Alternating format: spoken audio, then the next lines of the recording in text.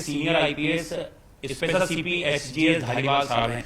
Sir, Delhi police federal cell ने हाल ही में एंटी गैंगस्टर टास्क फोर्स के साथ भारत नेपाल बॉर्डर से कपिल पंडित, दीपक मुंडी और एक एसोसिएट को गिरफ्तार किया था। अब एक बड़ा खुलासा हो रहा है सर कि ये तमाम लोग सचिन बिश्नोई के साथ मुंबई गए थे। क्या प्लान था सर वो?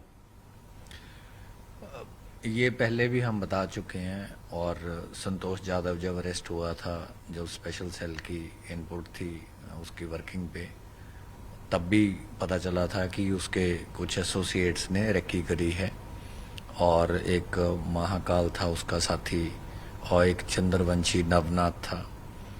तो इनके जो सिंडिकेट के मेंबर हैं, पहले भी इन्होंने अटेम्प्ट करी है, जिसमें हमने बताया था कि संपत नेहरा और अंकित भादु जो थे वो मुंबई गए थे।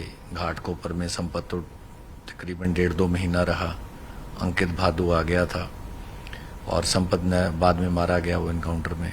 और जो संपत नेहरा था वो काफ़ी देर रहा, और उसके पास वेपन भी थे, और वेपन स्पेशली प्रोक्योर करे थे उसने इस चीज़ के लिए, लॉरेंस ने लेके दिए थे। तो उसमें एक स्प्रिंगफील्ड की राइफल थी और एक पिस्टल था, काफ़ी सोफिस्टिकेटेड, क्लोज रेंज के लिए और डिस्टेंट रेंज के लिए। और उसके बाद भी, उसके पकड़े जाने के बाद भी इन लोगों ने अपनी ये जो अटेम्प्ट और कोशिश है जारी रखी है। उसी के तहत दीपक ये कपिल पंडित था, सचिन बिश्नोई था, और इनका एक और साथी था संतोष जाधव था महाराष्ट्र मॉड्यूल से। तो इन्होंने उसके फार्म हाउस की रेकी करी थी। अपेरेंटली ये भी पता चला है कि गुगार्ड वगैरह से इनको मूवमेंट वगैरह भी पता चली थी, और इन्होंने देख लिया था कि वहाँ स्पीड वगैरह भी ज़्यादा, शायद रोड बहुत ज़्यादा अच्छी नहीं है उस एरिया में। तो जब ये सलमान जाता है तो इसके साथ शायद गार्ड भी एक होता है और एक ड्राइवर होता है, और स्पीड ज़्यादा तेज़ नहीं होती। तो इन्होंने एक गाड़ी प्रोक्योर कर ली थी और एक बाइक ले लिया था। तो इनको लग रहा था कि क्योंकि सिक्योरिटी बहुत ज़्यादा नहीं है तो ये अपनी अटेम्प्ट में कामयाब हो पाएंगे। लेकिन इससे पहले कि ये सब एग्जीक्यूट कर पाते,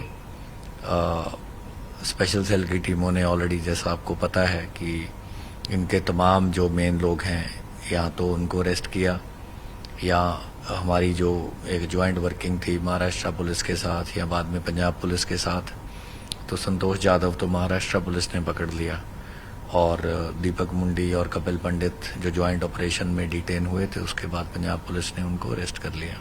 सर, ये अपने आप में बहुत बड़ा खुलासा है कि सलमान खान को लगातार लॉरेंस बिश्नोई गैंग जो है वो टारगेट करने की कोशिश कर रहा है, और कोई वाजिब जगह बताई जा रही है, जैसा आपने बताया पनवेल के पास।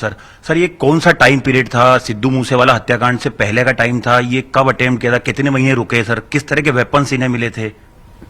देखो, बहुत सारी डिटेल नहीं हम आपसे, ये कुछ ज़्यादा पुराना नहीं है, रिसेंट ही है, क्योंकि जो सचिन धापन बिश्नोई है ये 21 अप्रैल के आसपास बाहर गया है। सिद्धू मूसेवाला इंसिडेंट जो था वो 29 मई को हुआ है, और उसके बाद ऑलरेडी आपको बताया भी गया है कि ये अज़रबैजान में बाकू में डिटेन हो गया, और अप्रैल में जाने से कुछ देर पहले ही इन्होंने ये सारी चीज़ें करी थी। सर, 2 मौके ऐसे भी आए हैं सर, जो आपकी इन्वेस्टिगेशन में, पंजाब पुलिस की इन्वेस्टिगेशन में आ रहा है कि 2 ऐसे मौके आए जब सलमान खान उस फार्म हाउस में गए थे जो उनका पीएसओ है शेरा के साथ, लेकिन ये अटेम्प्ट नहीं कर पाए सर। ये रूल आउट आप लोगों ने भी इन्वेस्टिगेशन में किया है सर? देखो, इस टाइम हमारा जो बहुत ज़्यादा फोकस स्पेशल सेल का इस तफ्तीश का नहीं था। हमारा जो तमाम एफर्ट था वो ये शूटर्स पकड़ने पे था, जो क्राइम एक्चुअली हो गया। और क्योंकि इंटरोगेशन तो जब आप किसी भी गैंगस्टर या क्रिमिनल की करते हो तो आपको और बहुत सारी रेलेवेंट चीज़ें पता चलती हैं। तो जो चीज़ें हमने शेयर करनी थी वो हमने महाराष्ट्र पुलिस से शेयर कर दी थी। सर, इन लोगों को लीड कौन कर रहा था सर? सचिन बिश्नोई लीड कर रहा था, कपिल पंडित लीड कर रहा था, या संतोष जाधव, या कैसे डायरेक्शन मिल रहा था? जैसे पहला प्लान एग्जीक्यूट करना चाह रहे थे संपत नेहरा, उसको लीड कर रहा था। आपकी इन्वेस्टिगेशन में क्या आया है सर? देखो, सचिन थापन बिश्नोई जो है उसको बोल देते हैं, वो भी इसके काफ़ी करीब है लॉरेंस के, और जो इसका ये कपिल पंडित है, ये तो मेन लॉजिस्टिक्स हमने देखा ही है। सचिन बेवानी के बाद कपिल पंडित का काफ़ी बड़ा रोल था सारे लॉजिस्टिक्स में, गाड़ियों में, वेपन हैंडलिंग वगैरह में। और जो संतोष यादव है वो इनका महाराष्ट्र मॉड्यूल का काफ़ी एक्टिव मेंबर रहा है। उसने पंजाब राजस्थान साइड भी वारदातें कर रखी हैं और महाराष्ट्र में भी उसका अच्छा खासा ट्रैक रिकॉर्ड है क्राइम का, इसीलिए उस पर मकोका भी लगा हुआ है, तो वो भी मेन एक्टिव मेंबर है इनका। सर एक आपने बहुत ही महत्वपूर्ण बात बताई सर कि इनको रोड की जानकारी थी कि रोड में गड्ढे हैं, सलमान की गाड़ी की स्पीड कम होगी। क्या ये सारी चीज उन्होंने सर स्टडी करी थी कि सलमान का पहले एक हिट एंड रन का केस हुआ है तो वो गाड़ी स्लो चलाते हैं और ये गार्ड से दोस्ती करने, सर ये कैसे सब उन्होंने किया सर?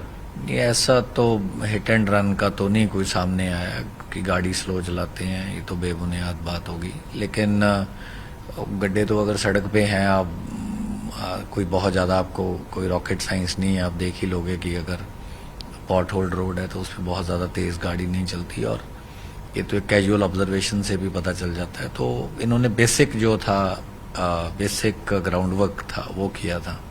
सर ये घर किसने इन्हें रेंट पे दिलाया था सर? उसके पीछे कौन लोग हैं? क्या गोल्डी, जिस तरह नेपाल में गोल्डी ने शेल्टर दिलाई, क्या मुंबई में सर दूसरे अटेम्प्ट में कौन लोग थे जिन्होंने शेल्टर दिलाया था? ये इनके देखो बड़े सारे साथी हैं, बड़े सारे तो मुकदमेवार ही हैं, केसवार जिसको बोल देते हैं लोग अपनी लैंग्वेज में।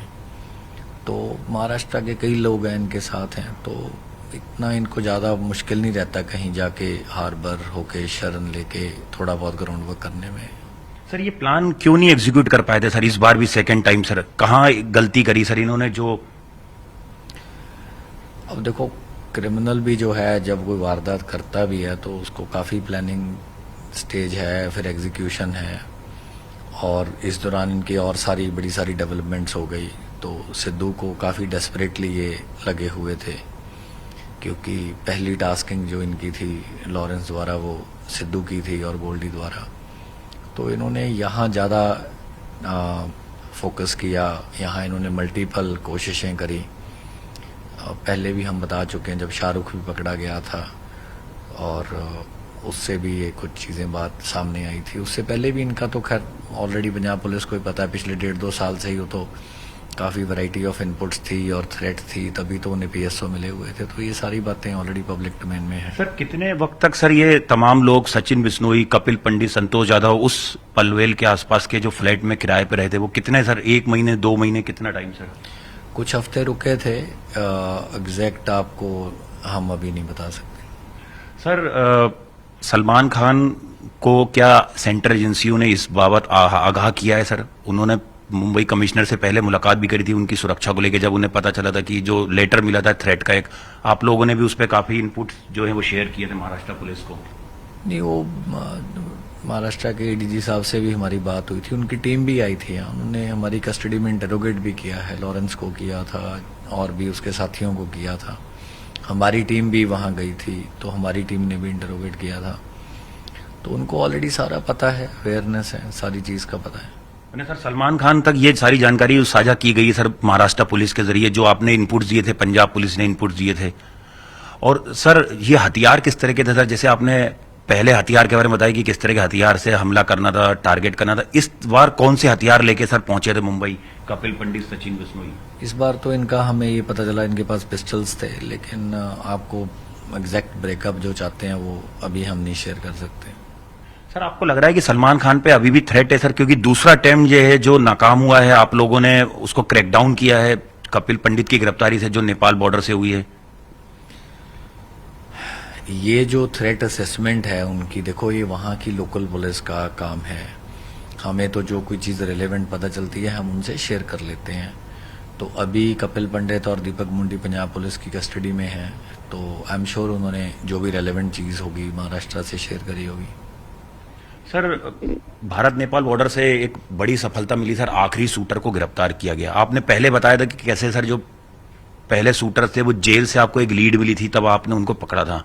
क्योंकि अब तो सर कस्टडी में है वो मानसा पुलिस की, आप लोगों ने भी इंट्रोगेट किया होगा, वो लीड कैसे मिली थी सर कि नेपाल तक आप लोग पहुंचे सर, बॉर्डर तक? नेपाल तक पहुंचना तो देखो बहुत, तो 3 महीने से ज़्यादा का एफर्ट है, उसमें तो कोई बहुत ही वैरायटी का एफर्ट है। हम आपसे निटी-ग्रिटी तो नहीं बहुत ज़्यादा शेयर कर सकते, लेकिन लगातार मल्टीपल टीम्स ने काम किया, नॉर्दर्न रेंज की टीम ने, सीआई की टीम ने, न्यू दिल्ली रेंज ने, इवन सदर्न रेंज की टीम ने, तो बाकी फोर्सेस भी कर ही रही थी, लेकिन हमारी अपनी भी मल्टीपल रेंजेस इस पे लगातार ही लगे हुए थे और इसी कारण से 2-3 बार मिस होने के बावजूद भी फाइनली 100 दिन से ज्यादा लगे, लेकिन they manage to arrest him.